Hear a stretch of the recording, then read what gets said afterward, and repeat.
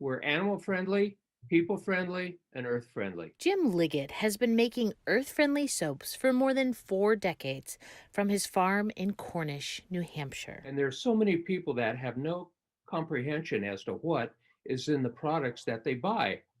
If they just took a product and read the ingredients on it and then simply Googled it, and they would probably not ever buy it again. I mean, most of them are wall-to-wall chemicals. One of the things that drove me to using natural products exclusively is I didn't want to use something that I couldn't pronounce or something that I had no idea what it was. Jim is passionate about the soap he makes, but he hasn't always been. He and his wife used to live in New York City and work in advertising. We decided that we wanted to get out of New York, and so we located the farm and bought it. We moved up here and had to figure out how to make a living. I started making shampoo. That was my wife's suggestion. The recipe was an old one. I discovered a recipe for hair soap. They didn't even call it shampoo, but it was called hair soap. I figured, oh, that's interesting. It was actually put in a old cookbook, probably a 19th century cookbook, just loose leaf put in like a recipe card. And so I made a batch of it, and it was absolutely amazing. It rinsed out clean and easily, worked beautifully. And so I kept making it, but I just did little changes here and there. His old fashioned shampoo bars now come in several different scents, and he even has a conditioner bar.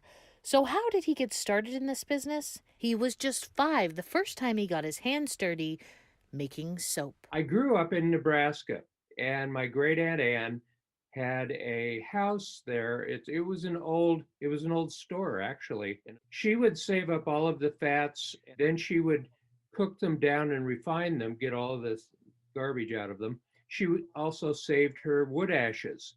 Then she would pour water through the wood ashes and end up with lye. And that's how they made soap for hundreds and hundreds and hundreds of years. I really enjoyed it because it was just a process. And when you were finished, you really had a sense of accomplishment because you really did something. All of his products are made by hand by one of the company's 9 employees at their farm in Cornish.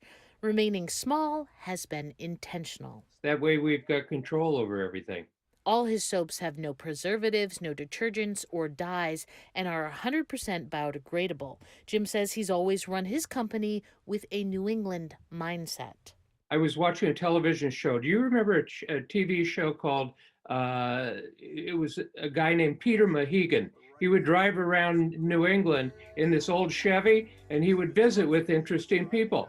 He was driving through Maine one time, and he sees this trailer house, and there's just junk, one end to the other. Broken tricycles, old cars, stoves that haven't been working in 40 years, just junk all through the front yard and everything. So he pulls up and talks to him. He says, I'm interested. What is the story with all of the stuff that you have here? And the guy says, we got a saying up here in Maine, use it up, wear it out, make it do or do without. And I was, God, that's the most profound thing I ever heard.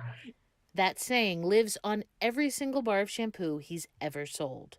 That's a philosophy that we have always run by. And lean times, fat times, as long as you pay attention to what you're doing and you don't get overconfident about things and you don't bite off more than you can chew. While their business remains small, it has steadily grown.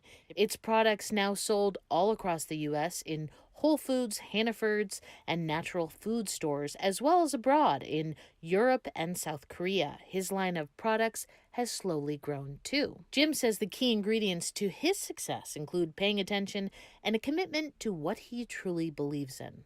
We don't try to be too serious about things other than that we have great ingredients and make terrific products.